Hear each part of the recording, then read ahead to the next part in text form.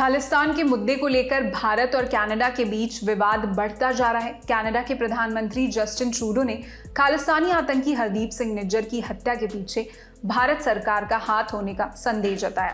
Canada ने इसके चलते भारतीय राजनयिक को भी निकाल दिया।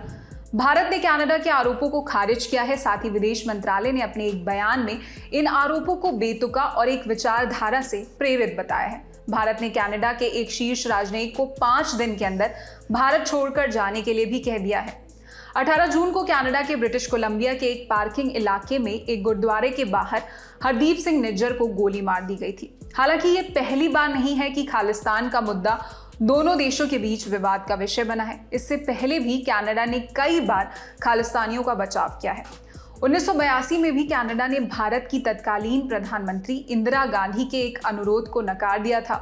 पूर्व प्रधानमंत्री इंदिरा गांधी ने अपने अनुरोध में कहा था कि खालिस्तानी आतंकवादी तलविंदर सिंह परमार का प्रत्यर्पण यानी डिपोर्ट किया जाए। तलविंदर भारत में एक वांटेड आतंकवादी था। कनाडा सरकार ने इसे नकारते हुए तर्क दिया कि राष्ट्रमंडल देशों के बीच प्रत्यर्पण के प्रोटोकॉल लागू नहीं होते। उस समय कनाडा के प्रधानमंत्री जस्टिन ट्रूडो के पिता पियरे ट्रूडो थे। वो 1968 से 1979 और फिर 1980 से 1984 तक कनाडा के प्रधानमंत्री रहे।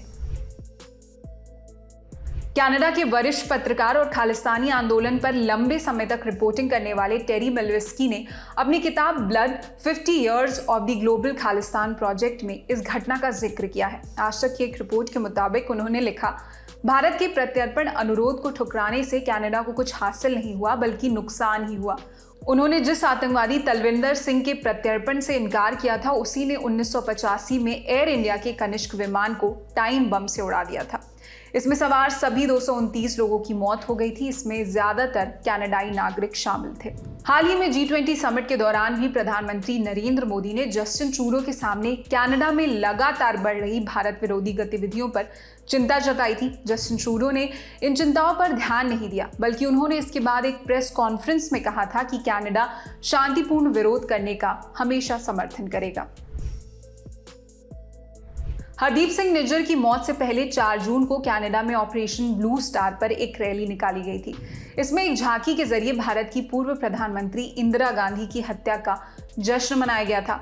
इसमें एक महिला को सफेद साड़ी पहने खून से लथपथ दिखाया गया था। उसके हाथ ऊपर थे और पगड़ी पहने लोगों ने उस पर बंदूक तान रखी थी।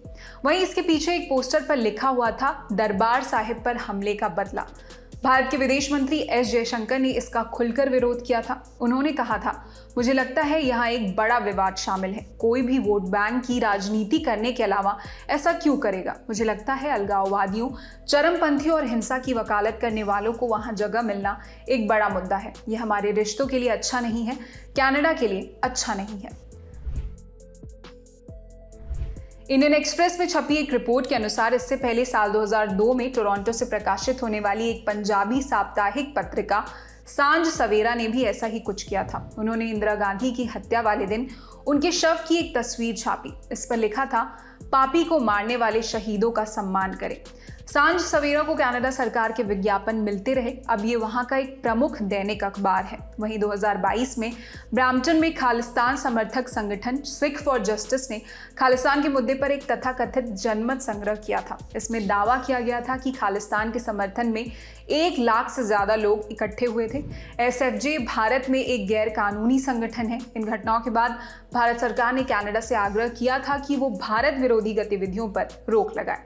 साथ ही उन सभी लोगों को आतंकवादी घोषित किया जाए जिन्हें भारतीय एजेंसियों ने आतंकवादी घोषित किया है। कनाडा को लंबे समय से खालिस्तान समर्थक माना जाता है। साथ ही इस मुल्क को भारत में आतंकवाद फैलाने के आरोपियों के छिपने की सुरक्षित जगह के रूप में भी देखा जाता है। टेरी मिल्वेस्की ने अपनी किताब में ये भी लिखा था, कनाडा ने खालिस्तान को कानूनी और राजनीतिक रूप से हमेशा मदद की है। उनका खालिस्तान के लिए नरम रुख हमेशा से भारतीय नेताओं के निशाने पर रहा। इसके लिए 1982 में भारत की प्रधानमंत्री इंदिरा गांधी ने कनाडा के प्रधानमंत्री पियरे ट्रूडो के सामने उनके नरम रवैये पर सवाल उठाए थे। मिल्वेस्की आगे लिखते हैं, भारतीय लोग हमेशा ये सवाल करते हैं कि कनाडाई नेता सिख चरमपंथियों को बढ़ावा क्यों देते हैं। इसका एक उत्तर ये हो सकता है कि बैसाखी पर कनाडा में 1 लाख सिखों की भीड़ देखना आसान नहीं है। नेता ये जानते हैं कि अगर वो अपना मुंह बंद रखेंगे तो उन्हें ये वोट मिल सकते हैं। वहीं अगर वो कुछ बोलते हैं तो वोट खोने का जोखिम हो सकता है। कनाडा में 2021 की जनगणना के अनुसार देश की जनसंख्या का 2.1% हिस्सा सिख लोगों का है। साथ ही ये देश का सबसे तेजी से बढ़ता धार्मिक समुदाय है। भारत के बाद कनाडा में सबसे ज्यादा सिख समुदाय के लोग रहते हैं। इसी के साथ इस वीडियो में इतना ही। इस खबर पर क्या है आपकी राय में कमेंट सेक्शन बताएं। आपके लिए तमाम जानकारी जुटाई थी हमारी साथी प्रज्ञा ने। देश और दुनिया की अन्य खबरों के लिए देखते रहिए दी ललन टॉप। शुक्रिया।